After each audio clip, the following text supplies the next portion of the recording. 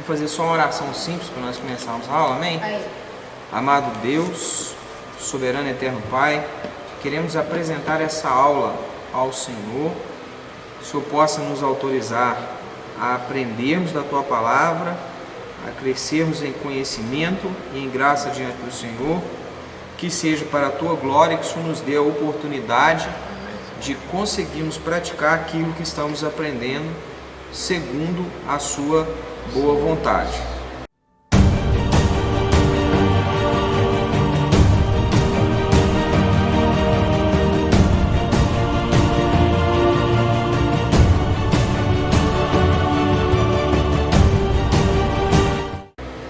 Então vamos lá. Romanos, capítulo 9, vai dizer assim, versículo 1: Em Cristo digo a verdade, não minto, dando-me testemunho a minha consciência no Espírito Santo. Então, o primeiro verso, o apóstolo Paulo, ele está trazendo a si que aquilo que ele está ensinando é de fato doutrina de Deus. Não é uma coisa que ele acha que é uma coisa que, de tanto examinar as Escrituras, e inclusive o Espírito Santo já tinha colocado paz no coração dele, de que de fato isso que ele vai passar nesse capítulo é verdade.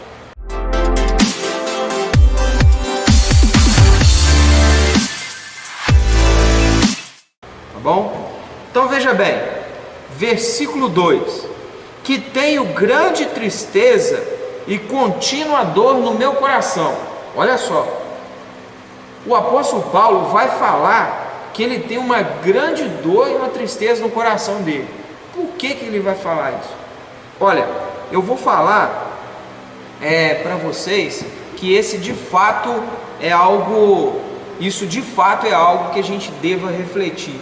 Quando a gente vai ensinar aquilo que é a verdade, para quem está ensinando, em parte, quando nós vemos que as pessoas estão compreendendo, entendendo a seriedade que você está ensinando, entendendo a seriedade com que você ministra o trabalho, né? Alguns ensinadores, palestrantes, reverendos vão ensinar, eles têm a alegria de perceber a graduação daqueles que estão aprendendo evoluir. Mas alguns, não todos, né? Esses às vezes se manifestam em oposição, de certa forma até intensa, ao ensino da verdade. Não obstante, é aquilo que a Bíblia já havia noticiado, de que haveria um tempo em que os comichões de falsas doutrinas estão tão entulhados no ouvido das pessoas, que ensinar a verdade seria, estou falando com as minhas palavras, quase que levar a objeto de inimizade entre as pessoas. Então, o que acontece? Existe as duas esferas, são extremas, de um está de fato compreendendo e recebendo com amor o ensino da verdade, e o outro lado se opõe a níveis de perseguição. Então, o apóstolo Paulo ele já começa a introduzir nisso, que ele fala assim: olha, a verdade, olha só o que acontece, ele tem tristeza no coração. Por que ele está misturando dois versículos? Um ele fala que é a verdade e o outro ele já fala que ele tem tristeza.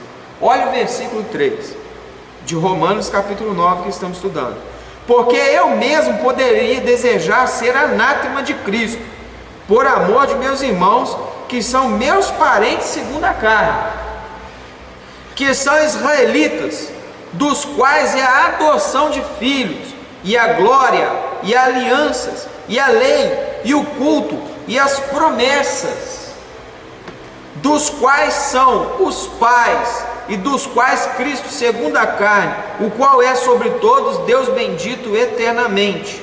Amém.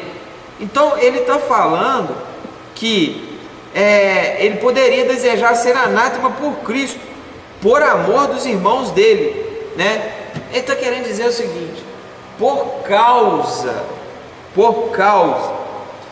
de ter amor para os irmãos dele, os parentes da carne, que são os israelitas, ele, quando vai levar a verdade para esses, que era para entender muito mais facilmente do que os próprios gentios e aqueles que não entendem, porque eles já têm todo um aparato de Antigo Testamento, eles já têm todo um cabedal de informação que já vem com eles. Olha só, orientações sobre as alianças, sobre a adoção de filho. Aqui entra um detalhe especial. O que é adoção? Adoção não é aquilo que eu escolho, mas é aquilo que eu herdo quando alguém me escolhe. Um filho adotado não é ele que escolhe a família, é ele que é levado à família para a adoção. Porque, embora muitos queiram ser adotados, não há tantos que queiram adotar. Então, olha só, filhos por adoção, e a aliança, e a lei, e o culto, e as promessas, tantas coisas maravilhosas que os israelitas tinham da parte de Deus, mas mesmo assim, ele acaba sendo, como diz o outro, posto como um anátema, como um maldito de Cristo, né? Mas por quê? Porque ele tem amor para os irmãos, de querer ensinar os irmãos, ele acaba se encontrando nessa situação. E olha só, não que a palavra de Deus haja faltado, porque nem todos os que são de Israel são israelitas. Olha só que interessante. Não que a palavra tenha faltado, a palavra não faltou, né? Então, quando o apóstolo Paulo ele vai trazer esse ensino, o que ele quer dizer? O apóstolo Paulo ele vai ir para muito mais além. O desconforto dele não é somente com o fato de ter alguns que não entendem o que ele está ensinando, mas o desconforto dele é o fato de ter alguns que, mesmo sendo filhos de Israel, não são israelitas. O que ele quer dizer? Ele está pregando a eleição, mas dói no coração dele saber que nem todos ali são eleitos, escolhidos de Deus. Então, duas coisas incomodam o coração do apóstolo Paulo: o fato de ter tantas promessas, tantas coisas maravilhosas, né? A lei, costumes, o culto, né? A presença da palavra de Deus, que transforma culturalmente uma pessoa, né? Olha só o que acontece.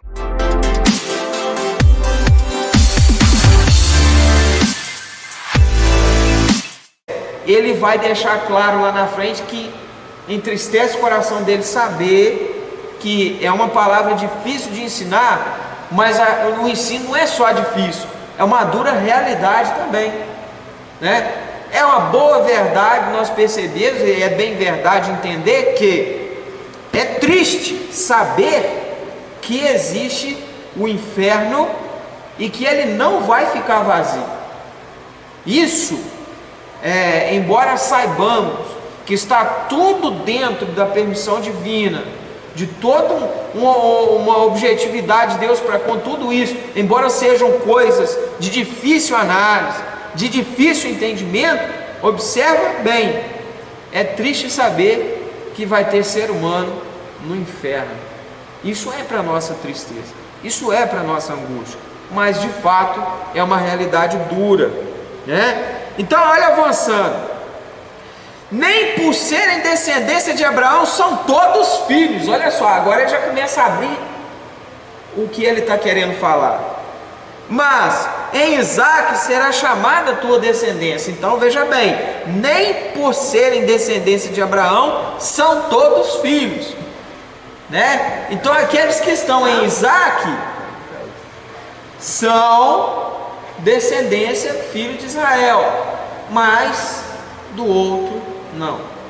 Então ele está trazendo, já buscando aonde ele vai pautar o esclarecimento, a explicação, e ele não está aqui, quando ele vai entrar nisso, preocupado se as pessoas vão achar que tem fulcro bíblico, base bíblica ou não.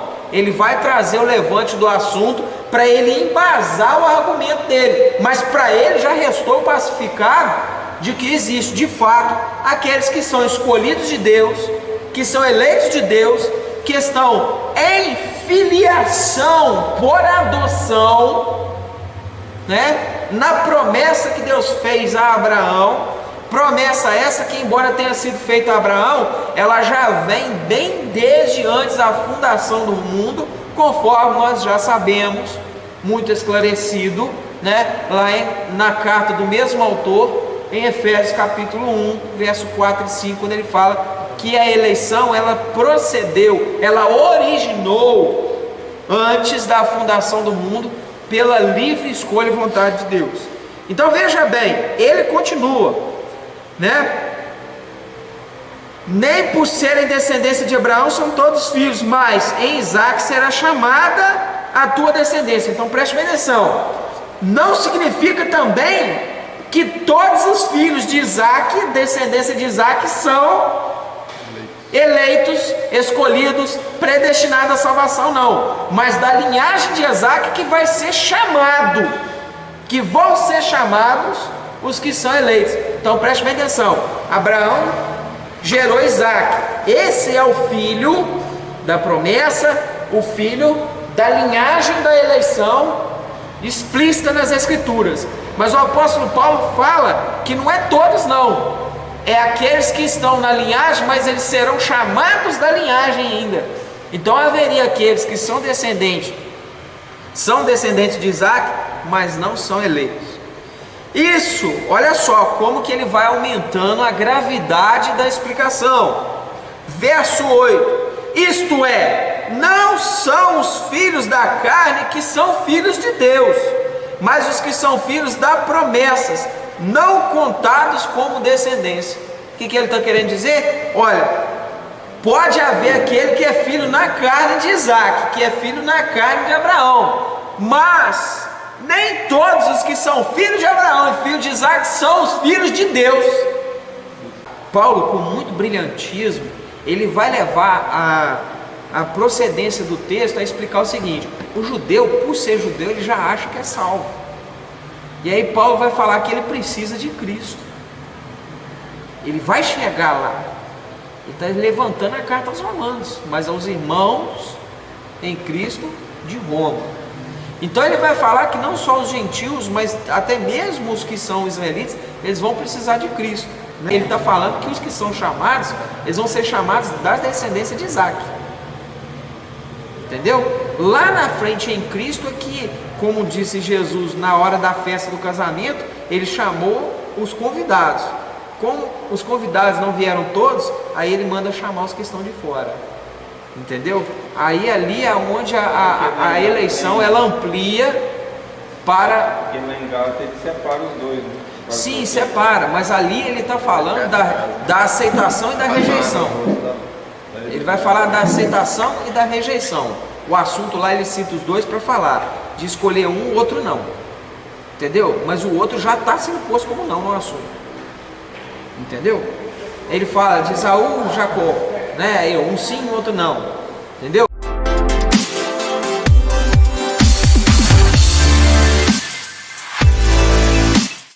Versículo 8: isto é, não são os filhos da carne que são os filhos de Deus, mas os filhos da promessa são contados como descendência. Então olha só, não é porque é filho na carne, descendência, filho de Abraão, filho de Isaac, filho do filho, né? Não é nesse sentido que a descendência, quando o assunto é salvação, precisa entender que pode ser que alguém seja descendente de Isaac, de Abraão, mas não seja chamado filho de Deus. Você só pode falar que é filho de Deus os que são escolhidos de Deus no assunto eleição para a salvação. Entendeu? Lembrando que o que define a pessoa como filho de Deus ou não é só Deus, nós não sabemos. Daí a necessidade de evangelizarmos a todos.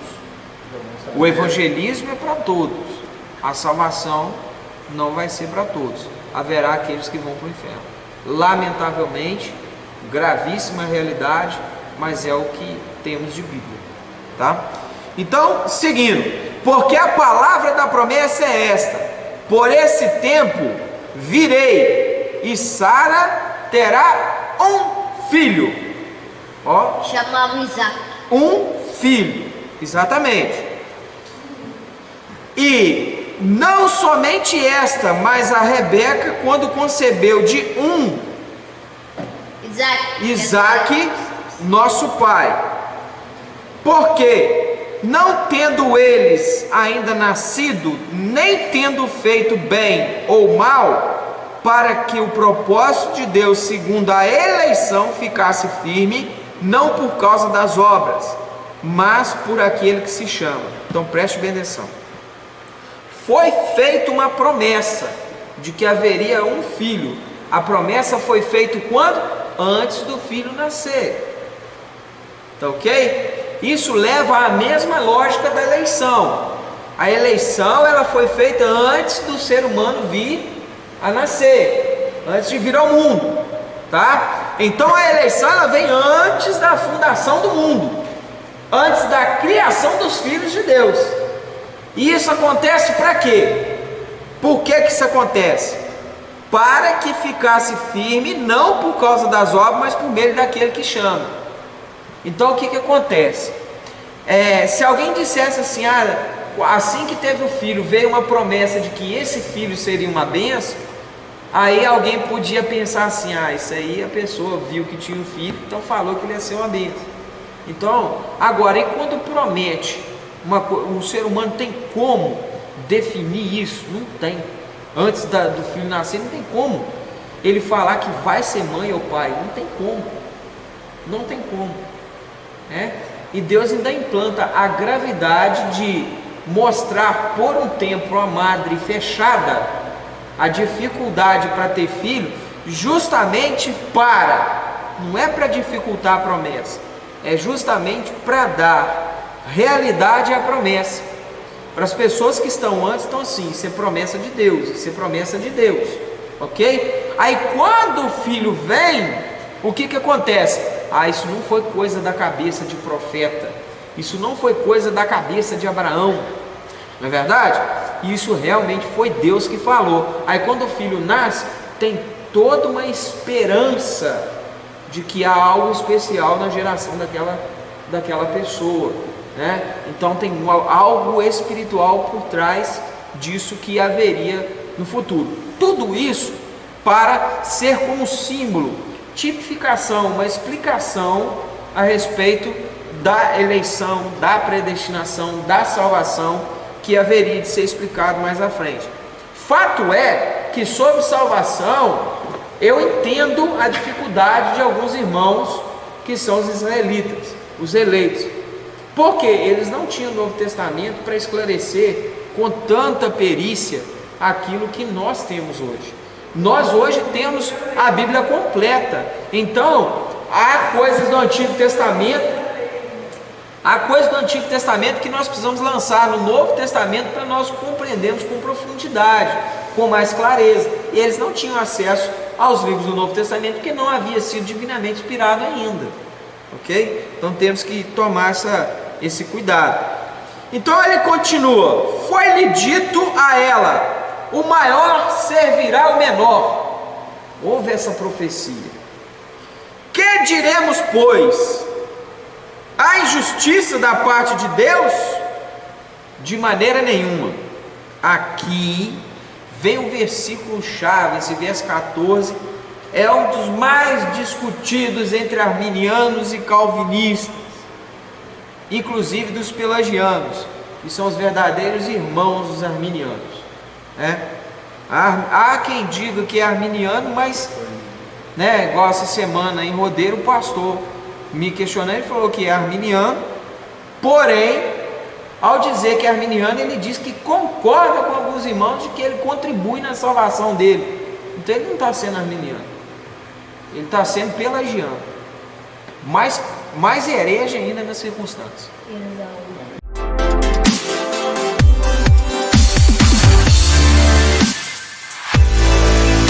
Mas vamos lá. O verso 14 vai dizer assim: é aquela questão que mais bate na perspectiva de muitos, que é o seguinte: se existe eleição, foi dito, né? A eleição é por presciência, porque Deus sabia, né, que iria aceitar, então Deus predestinou indefinidamente a igreja. Então, aquele que se convertesse, ele se inclui na eleição. Aí já distorce o termo eleição, né? Coloca-se o argumento preveniência, né? Mas não cabe. Por quê? Porque olha só, alguém vai dizer assim: se Deus elege antes da pessoa fazer escolha, e a Bíblia diz que Deus elegeu antes, em Efésios capítulo 1, verso 4 e 5, Deus elegeu antes da fundação do mundo, então não é mediante a escolha do homem, é mediante a escolha de Deus, conforme ele diz, que a salvação é algo que vem por meio da fé, e isso não vem de nós, é dado por Deus. Então, como assim o homem contribui com a sua escolha, sendo que Efésios capítulo 2, verso 8 e 9 fala que a salvação, nós somos salvos, né? Somos salvos, não estamos salvos. Quem está salvo pode se perder, não. Nós somos salvos por meio da fé, e isso não vem de nós, é dado por Deus. Então, tanto a fé como a graça, que ali é trabalhado no texto, salvação, né, pela graça mediante a fé. Então, tanto a graça como a fé não vem de nós, é dado por Deus. Versículo 9 vai falar claro: não vem das obras para que ninguém se glorie. Então, já cai por terra a heresia do herege que fala que o homem contribui na salvação, que o homem trabalha para a perda da salvação. Já cai por terra tudo isso. A preveniência já cai por terra, né? A presciência de Deus, que o texto bíblico cita, é que Deus é ciente antes, ele tem essa consciência antes, porque ele determinou e decretou isso antes. Então Deus sabe antes porque ele decretou isso. Ele é quem dá a fé para que a pessoa venha crer. Por quê? Porque ele é quem nos elegeu. Nós não nos elegemos a nós. E o fato de Deus nos ter elegido, nos ter aceitado como filhos por adoção, conforme diz o evangelista também, aí aqui vem a questão: Deus então é injusto porque elegeu um e outro não? Porque ele favoreceu um e outro não? Não, Deus não está sendo injusto. O próprio texto está respondendo ao eleger e predestinar. Por que Deus não é injusto ao eleger e predestinar? Primeira justiça que Deus está fazendo com ele. E ele vai responder um pouco à frente falando explicitamente isso. A primeira justiça que Deus está fazendo é com ele. Ele tem o direito de salvar quem ele quiser. Ele poderia não salvar ninguém. As pessoas estão indo para o inferno não porque Deus não as elegeu. As pessoas estão indo para o inferno porque elas pecaram. E todos pecaram e destituídos são da glória de Deus. Então, se Deus não salvasse ninguém, se Deus não elegesse ninguém, ele não estaria sendo injusto com ninguém ao lançar todos no inferno.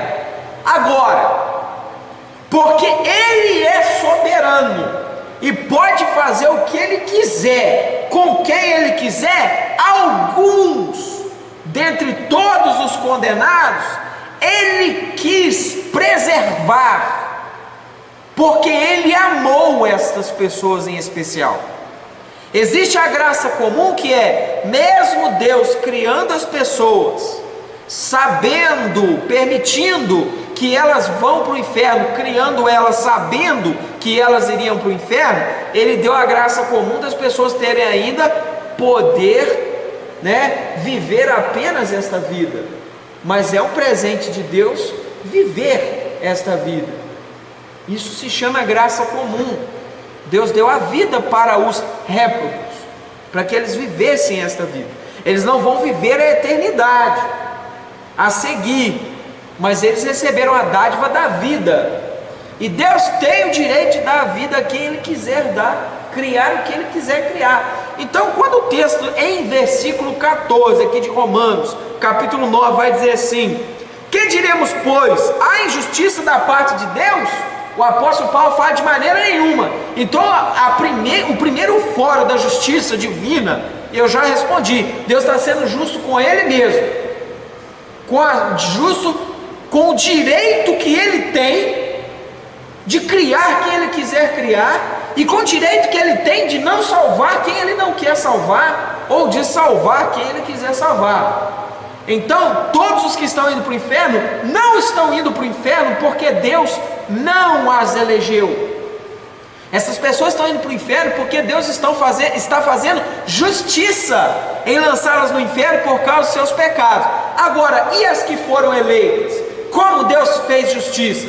Deus substituiu o seu juízo, arrolando o juizado, de fazer imputação da justiça sobre um substituto, que é Jesus.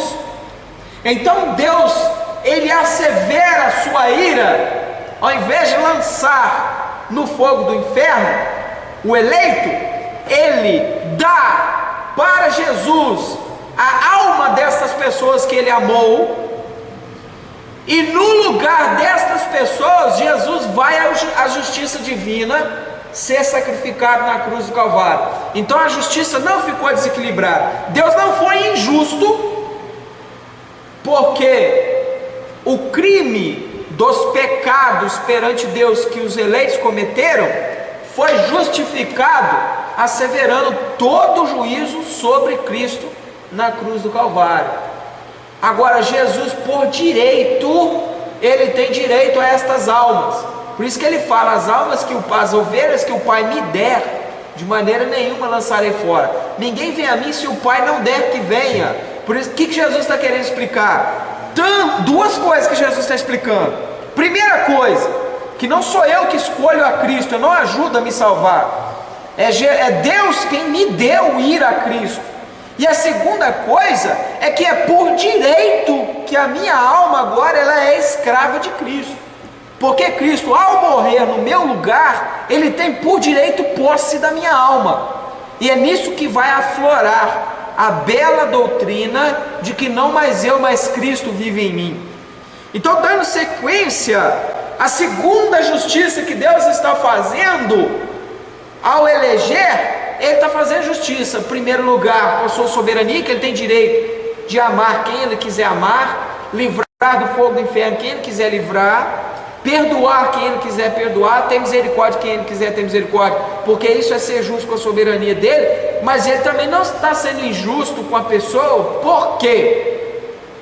Por duas coisas. Porque no lugar dessa pessoa Cristo morreu por elas, então a justiça divina está sendo feita, Deus está sendo justo.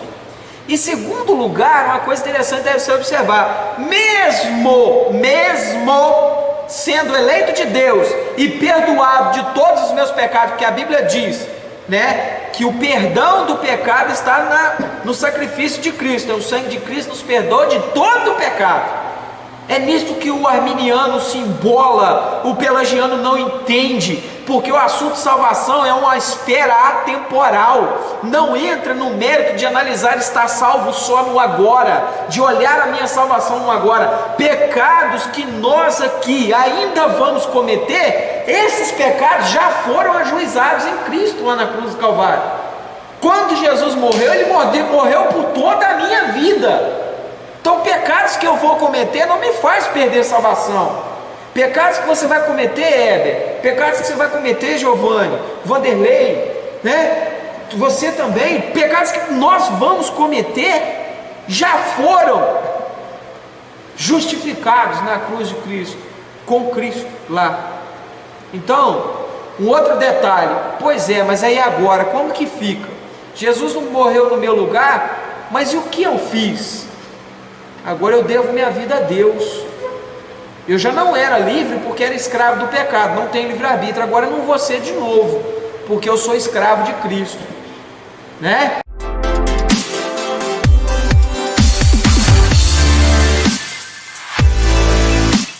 E aí entra uma segunda questão. Já fui perdoado, já fui salvo, posso fazer o que eu quiser? Não, há uma ordem. Mesmo sendo eleito, mesmo sendo perdoado, há uma ordem para que nós não nos conformemos com as obras infrutuosas das trevas. Não é porque os pecados que eu ainda vou cometer, lamentavelmente, não podem fazer eu perder a salvação, que eu deliberadamente vou buscar praticá-los, né? Uma vez salvo, salvo para sempre, então eu posso fazer o que eu quiser. Não, o texto bíblico não me autoriza isso. Ele me incita severamente a lutar contra o pecado das obras da carne, e ensina veemente. Por quê? Porque agora eu tenho um comprometimento com o noivo de um relacionamento. Eu tenho que buscar a santificação, não para ser salvo, mas por ser salvo, por ter sido escolhido, que é um privilégio servir a Deus. Não foi dado para todos. Jesus, quando ergueu o cálice, diz o Evangelho, a salvação, ele fala lá, esse é o meu sangue que é derramado por muitos. Ele não falou por todos, meu sangue que é derramado por muitos. Então acontece a seguinte coisa: mesmo sendo eleito, mesmo sendo perdoado de todos os meus pecados, a Bíblia diz que eu ainda vou ser julgado segundo as minhas obras. Só que é um juízo diferente. Agora a Bíblia vai tratar em relação ao salvo as obras de quê? Dos galardões. É um outro assunto para falar em outro tema de outra aula, mas entenda diferente. O juízo segundo as obras para o ímpio é um assunto. Eles vão ser julgados para irem ao juízo da segunda morte, como diz lá no livro de Apocalipse. Já aqueles que estão escolhidos por Cristo, que não podem ser enganados, né, como diz o próprio texto bíblico, né? Se fosse possível, enganaria os escolhidos de Deus, né? E aí vem falar o próprio texto bíblico do livro da vida. Se fosse possível, riscaria. Então não é possível o meu nome do livro da vida, mas eu vou ser julgado segundo as minhas obras mesmo assim. Então eu despertei para a eleição, confessei a Cristo como Senhor e Salvador, fui ao batismo. Vou repetir, eu sou eleito, ainda é necessário que eu confesse a Cristo como Senhor, porque faz parte do processo. É aquela questão que alguém vira e fala assim: se você já está eleito, então para que vai evangelizar? Para que você tem que converter? Resposta muito simples: Deus criou a semente da árvore. Para que eu tenho que plantar se ela já está predestinada a ser árvore? Porque faz parte do processo, porque Deus quer que seja dessa maneira. A eleição e a predestinação, ela é inerente à conversão. Não obstante, ela não inutiliza a necessidade do evangelismo. O próprio epístola vai dizer o seguinte: como converterão se não houver quem pregue? Ok? Então, a eleição, ela já foi predestinada, mas para aflorar e brotar, Deus já predestina também a quem te evangelizar. Predestina alguém a levar a semente do evangelho a você. Só que Deus, ao predestinar essa pessoa a fazer isso, para a conversão do tempo certo, do momento certo, da vontade de Deus, o que vem acontecer com isso? A Bíblia diz que não é eu quem convenço a pessoa da salvação, mas é o Espírito Santo. Então por isso que a Bíblia diz que haveria o batismo do Espírito Santo, para a conversão. O batismo com o Espírito Santo, em hipótese nenhuma, tem a ver com as heresias pregadas pelo pentecostalismo. Nada a ver. Nada a ver. O batismo com o Espírito Santo é aquilo que Jesus vai falar: recebei o Espírito Santo. E ele fala que era necessário que ele fosse para receber o Espírito Santo. Por quê? Porque sem o Espírito Santo rompendo a nossa surdez, a conversão ela vem pela fé que Deus dá, né? A fé para crer. E quando Deus dá a fé para crer, vem um outro processo. Vem o Espírito Santo que vem desde o início da vida do indivíduo que é eleito, trabalhando o coração dele, preparando-o para a chegada do Evangelho. Então, respondendo, a eleição não inutiliza a necessidade do evangelismo. Não que Deus seja refém de alguém evangelizar para ele conseguir salvar. Tampouco Deus é refém, jamais, de alguém pelo livre-arbítrio aceitar Deus para Deus conseguir salvar, de forma nenhuma. Filipenses 2,13, ele opera em nós o querer e o efetuar. Então Deus tanto dá a fé para crer, como põe o Espírito Santo para abrir o coração da pessoa, substituir o coração de pedra para o coração de carne, para aflorar. E da partir dali, há uma coisa interessante que a Bíblia diz: o Espírito Santo de Deus há de aperfeiçoar essa obra até o dia de Cristo. É um compromisso de Deus de nos preservar salvo e de desenvolver a nossa salvação. Quando a Bíblia vem falar de nós desenvolvermos a nossa salvação, é o Espírito Santo em pleno exercício disso. Como disse Jesus: sem mim nada podeis fazer. Então Deus não é refém de livre-arbítrio para salvar, porque Lucas 1,37 fala claramente: porque para Deus nada é impossível, porque Deus elege a quem Ele quer. E voltando ao texto, agora nós podemos avançar. Então, que diremos, pois? Que injustiça é da parte de Deus? De maneira nenhuma. Agora o apóstolo Paulo vai enraizar o que eu expliquei. Pois diz a Moisés: compadecer-me-ei de quem eu quiser compadecer, e terei misericórdia de quem eu quiser ter misericórdia. O que Deus está falando? Respondendo o primeiro exercício da justiça que eu expliquei um pouco anteriormente na aula de hoje, né? A primeira justiça que Deus está fazendo é com o direito que Ele tem de ter misericórdia de quem Ele quiser ter misericórdia, se compadecer de quem Ele quiser se compadecer. O primeiro exercício de justiça que Deus está fazendo é com Ele mesmo, de salvar quem Ele quer salvar. Ele poderia não salvar ninguém, mas falar que Deus não pode eleger alguns é entrar na esfera de falar que Deus não tem direito de salvar quem Ele quer. Se Deus quiser salvar a todos, seria bom. Se Deus quiser salvar alguns, seria bom. Se Deus quiser salvar um só, Ele seria bom. Se Deus não quiser salvar ninguém, Ele seria Deus do mesmo jeito. Ele não estaria sendo injusto, porque todos estão indo para o inferno porque pecaram, e não porque não foram eleitos. Entenderam isso? Há alguma dúvida que eu falei até aqui? Posso prosseguir? Quer perguntar? Concorda, sem corda? Hein? Sem corda, né?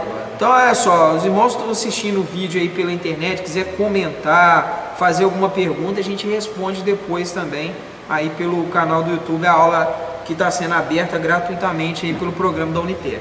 Então vamos lá, curte, compartilha, né? Ajuda aí a desenvolver esclarecimento da palavra de Deus a todos quanto a gente puder alcançar no ensino da palavra.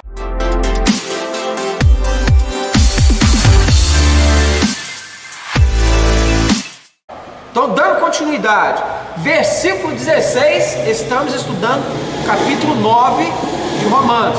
Versículo 16: assim pois, olha só, aqui pega o pelagiano e joga ele no chão, pega o arminiano e quebra ele no meio. O Titi que fala assim: Deus deu início à salvação e eu continuo, eu ajudo um pouco a Deus a me salvar, Deus fez uma coisa e eu tenho que dar manutenção na salvação. Heresia! Ninguém ajuda a Deus em salvar-se, ninguém faz isso. Olha só o que o versículo vai falar: assim pois, ou seja, ele vai explicar isto, salvação, eleição de Deus, não depende de quem quer, nem do que corre. Agora, duas coisas que nós temos aqui: não depende da escolha humana, não é você quem quis, não depende de você querer. Você querendo ou não, se você não quiser, Deus vai te fazer querer. Entendeu? Se você quiser, foi o Espírito Santo que te fez querer. Também não tem a ver com mérito seu. A glória de você querer a Deus, de você buscar a Deus, de você servir a Deus, toda a glória é de Deus, não pertence nada a você. Então não depende do que quer. Então já tira a escolha humana do assunto eleição. E também não depende do que corre. Olha só, o que o texto quer dizer? Não é o que você faz, não é o que você faz pelo caminho de correr a sua salvação, não é as suas obras de servir a Deus, de ir para o culto, de buscar a Deus, de ofertar, de ajudar, de dar a cesta básica para os outros. Não é por obras para que ninguém se glorie, diz Efésios capítulo 2, verso 9. Então não depende do que corre. Então já não depende da escolha humana, e muito menos do que você corre por isso. Então olha só o que o texto vai falar: mas de Deus que se compadece.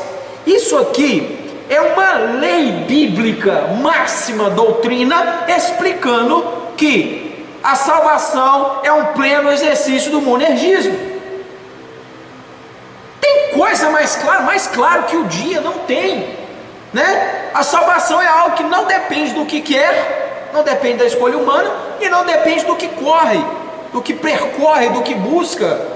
Depende de Deus se compadecer. Se Deus se compadeceu da sua vida para te salvar, se Deus te elegeu para a salvação, você vai ser salvo e pronto. Ele vai desenvolver sua salvação, Ele vai enviar o Espírito Santo, vai enviar o evangelista, vai trabalhar a sua vida, entendeu? É a verdadeira oração, até mesmo, infelizmente, né, dos irmãos antigos, né, o próprio pentecostalismo fazia uma oração quando chegava no culto. Alguns irmãos que eu conheço ajoelhavam no culto na igreja e dizia a seguinte expressão: obrigado, Deus, porque se não fosse o Senhor eu não estaria aqui.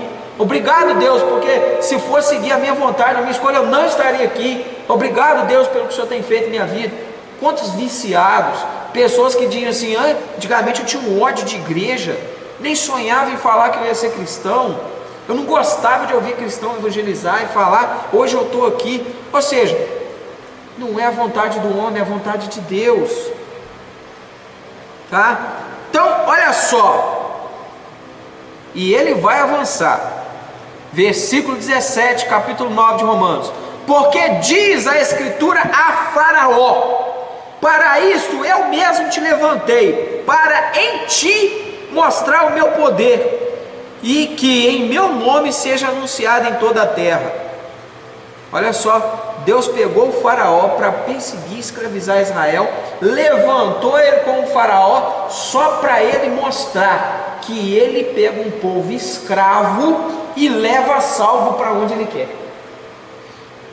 Faraó não impediu, o exército de Faraó não impediu, o povo que murmurou Deus escolheu quem ele quis, chegou na terra quem Deus quis.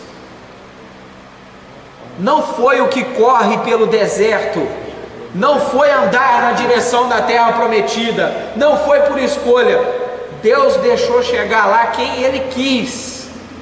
E para te falar a verdade, em maioria os filhos dos que saíram do Egito é que entraram lá, porque entrou na terra quem Deus permitiu, quem Deus quis. Então levantou o Faraó, escravizou o povo. Então Deus é quem levanta, quem escraviza. Já diga-se de passar, tipificar em Faraó Satanás aqui nesse termo e seus demônios, que tentam, né, que ofendem, que incitam ao pecado, né? Então todas essas dificuldades, essas tentações, essas coisas, tudo permissão divina. Para o quê? Quanto maior a dificuldade, maior a glória de Deus, a salvação em sua vida. Quantas pessoas falam assim: o lugar de onde eu fui tirado, só Deus. É a expressão de muitos. Eu não consigo entender como uma pessoa dessa depois pode falar assim: mas foi meu livre-arbítrio. Poxa vida, livre-arbítrio é heresia, é da filosofia, não é da teologia, tá? Então é Deus, é Deus. Como diz o profeta, a salvação pertence a Deus. Claramente as Escrituras. Esse povo aí escravo com o povo na terra prometida é como se fosse um Velho Testamento. Isso. A nova aliança. Isso. Deus pegou a história, o apóstolo Paulo está pegando a história da libertação do povo do Egito, de uma mão difícil de se libertar. E o pior, diga-se de passagem,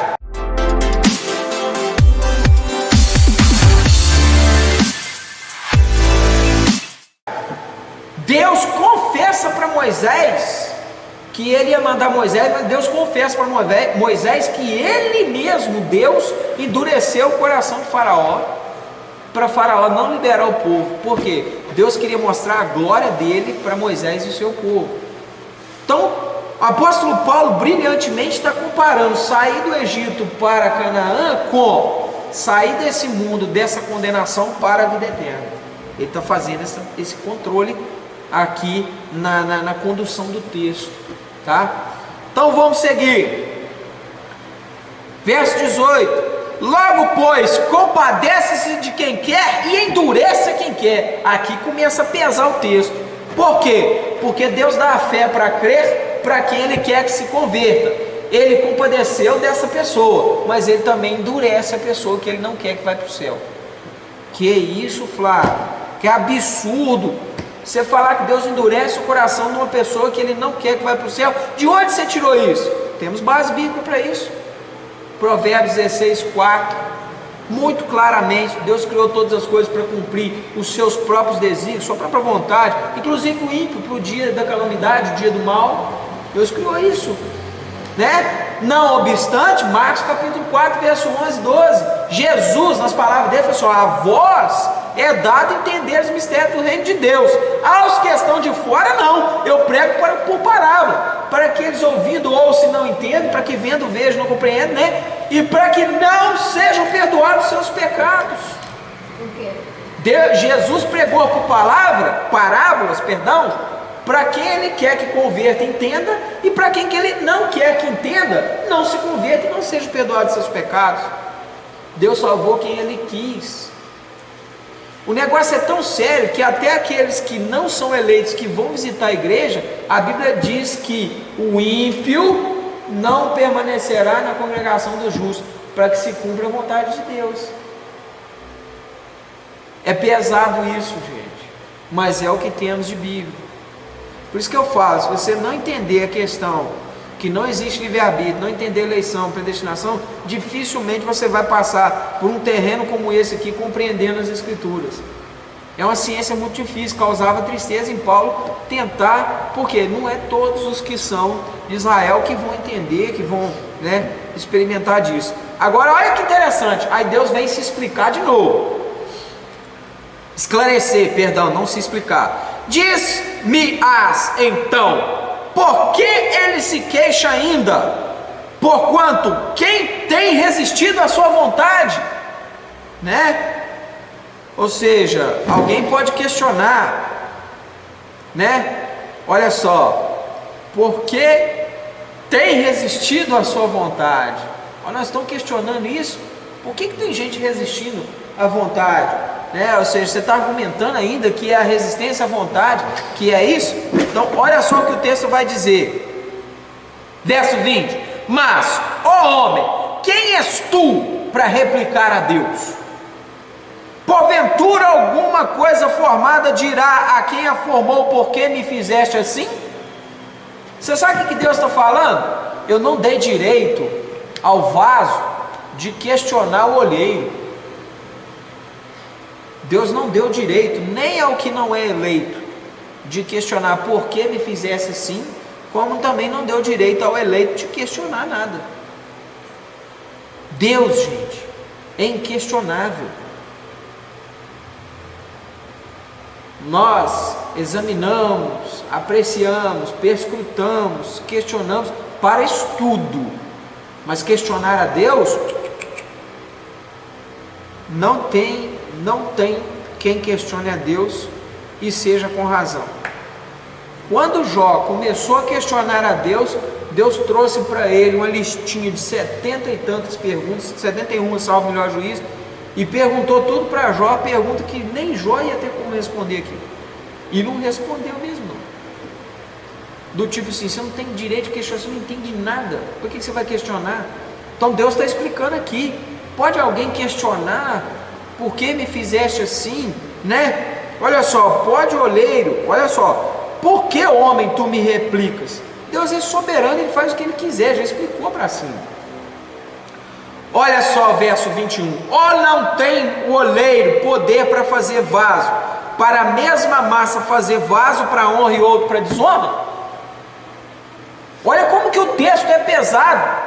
Deus é o oleiro, Ele não pode fazer vaso para honra e vaso para desonra. Honra e desonra são as palavras que Deus usou, não é verdade?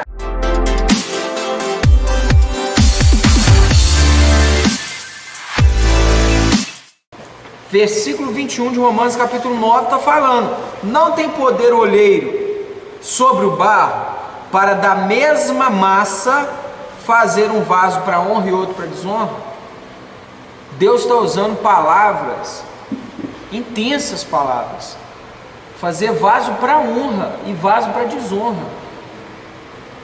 Gente, honestamente, eu não sei como que as pessoas, elas ainda são aversas à questão da perspectiva da eleição, porque Deus, ele chega a falar que é assim, pronto, e ainda vira e fala assim: você está questionando o que? Eu faço o que eu quero. Deus tá julgando no jogo aberto aqui, ó. Entendeu? Não tem como uma pessoa ir contra o monergismo e prevalecer por muito tempo dentro das escrituras. Vai viver de versículo isolado e não do contexto, como nós estamos pegando aqui, desde o primeiro versículo, estudando um versículo por versículo. É porque não foi ensinado. É aqui que nós precisamos entender a seriedade do estudo da palavra de Deus. Muitos só porque é pastor de uma igreja, ou porque é dirigente de uma igreja e já está lá há muito tempo, acha que isso em si já dá a eles a envergadura de dominante do assunto. Não, é igual acontece com o YouTube, com o Facebook, com a internet. A internet, ela deu doutorado em YouTube, mestrado em Google, sabe? Bacharelado em Wikipédia. O que está acontecendo às vezes na internet ou em muitas... A pessoa, por ela estar na internet expressando suas ideias, você posta lá: não, a salvação ela pertence a Deus, o assunto é eleição, é predestinação. A pessoa vira e fala assim: mas isso é sua opinião. Aí você vira para a pessoa e fala assim: tá, explica a sua então. Eu não sei te explicar não, eu sei que você está errado. Ué, isso é ilógico, isso é ilógico, né? Mas acontece, né? Alguns que acham que tempo de igreja é sinal de conhecimento. Não é mesmo. A Bíblia diz que o povo pereceu por falta de conhecimento, mas também diz porque o sacerdote rejeitou o conhecimento. O sacerdote, o pastor que rejeitou o conhecimento, também Deus os rejeitaria. Está lá em Oséias, é só ler, capítulo 4, verso 6, né? A seguir. Então veja bem, seguindo: e que direis se Deus, querendo mostrar a sua ira e dar a conhecer o seu poder, suportou com muita paciência os vasos da ira preparados para a perdição? Deus ainda vira e fala assim, que além dele criar os vasos para a ira, ele ainda suportou eles, porque ele, com paciência, porque já está preparado para a perdição mesmo. Ateus, críticos de Deus, né? Aqueles que criticam a sã doutrina bíblica, eles podem fazer o que quiser, já estão preparados para a ira mesmo. Deus nem perde tempo de revidar.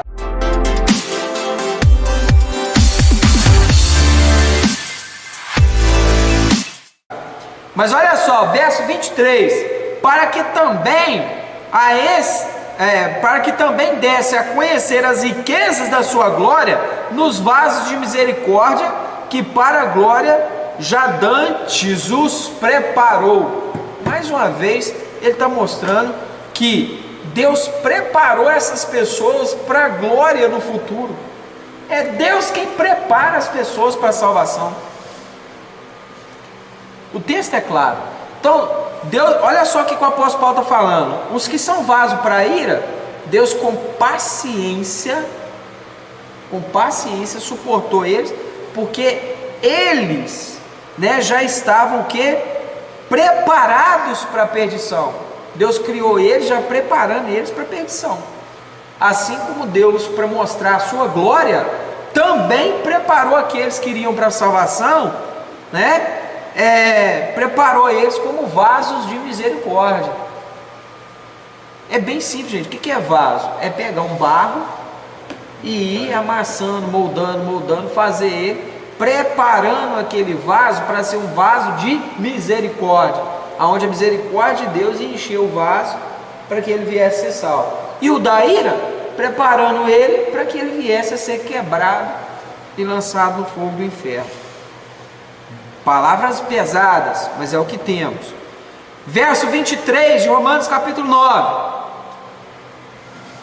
Perdão, 24, já lemos 23. Os quais somos nós, aí ele está falando agora igreja, né?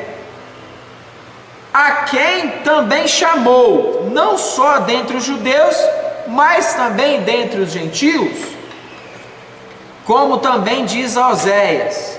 Aí o apóstolo Paulo está falando, não tem aqueles que foram chamados de dentre a descendência de Isaac, né? Ou seja, nem todos os que são filhos de Isaac serão salvos. Agora o apóstolo Paulo está falando, ele também chamou, né, os que estão entre os gentios, como também diz Oséias, chamarei o meu povo ao que não era o meu povo, e a amada que não era amada. Deus falou através do profeta Oséias, que ele chamaria de meu povo quem não era o povo de Israel, o povo dele, e ele chamaria de minha amada, que é a igreja, aquela que não era amada dele. Entendeu? O apóstolo Paulo está explicando esse versículo que está lá atrás. O que esse versículo diz? Muito claramente, o povo de Deus é quem? Israel. A amada de Deus é quem? A descendência, a eleita, né? A nação eleita. Aí ele fala que vai chamar de meu povo quem não era do povo dele, e também ia chamar de amada quem não era sua amada. Está explicado agora que haveriam eleitos fora da descendência de Israel. E sucederá que no lugar em que lhes foi dito, vós não sois meu povo, aí serão chamados de filhos do Deus vivo.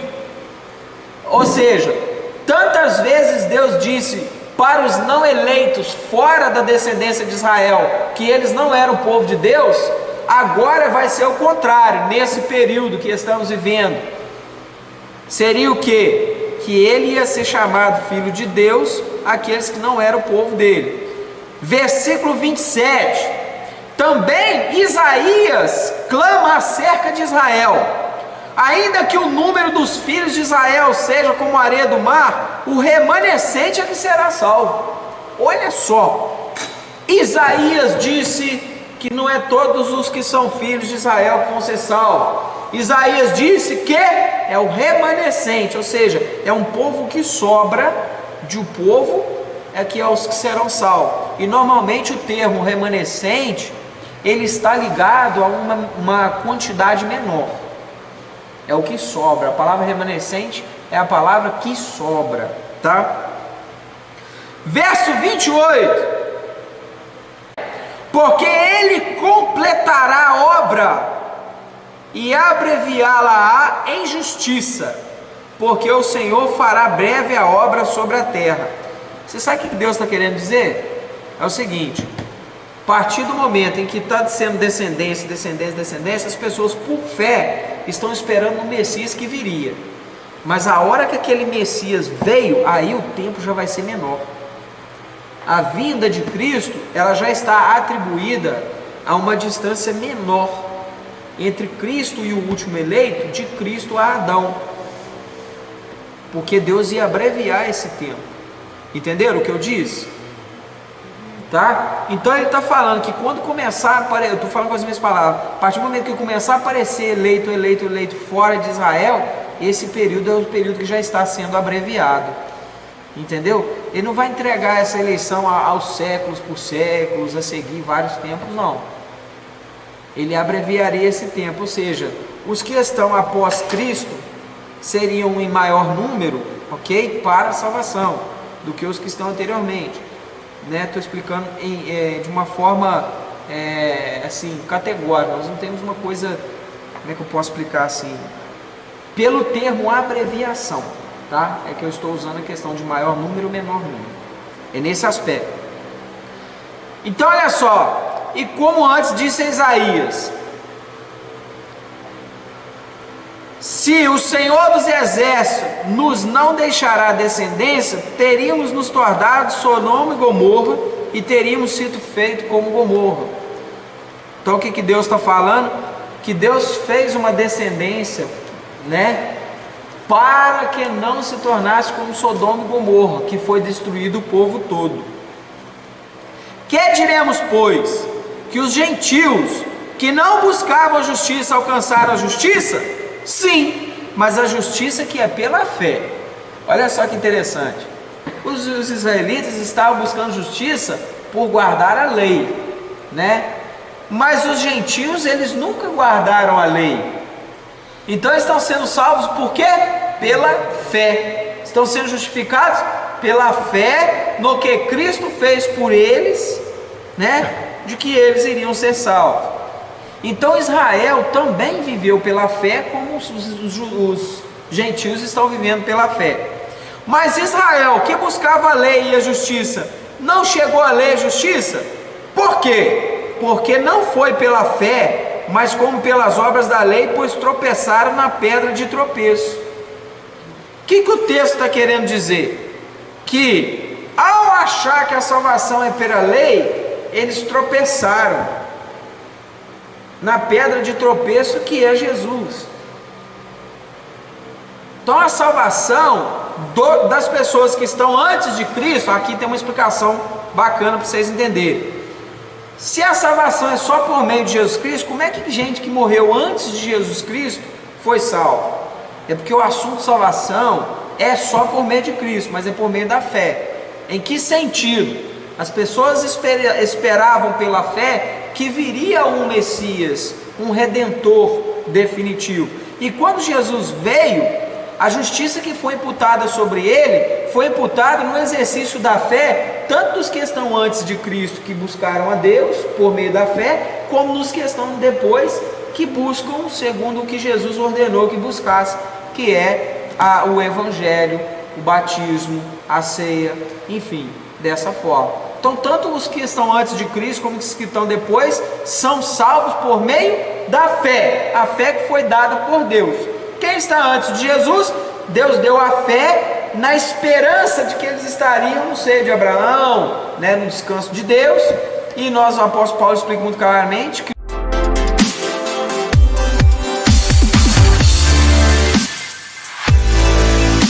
o descanso nosso não é o sábado, nosso descanso é Cristo, né? Então Jesus cumpriu a lei daqueles que buscavam a lei pela fé, como também Jesus nos deu um novo mandamento, uma nova lei: amar o próximo e a Deus como acima de tudo, né? O próximo como a nós mesmos e a Deus acima de tudo.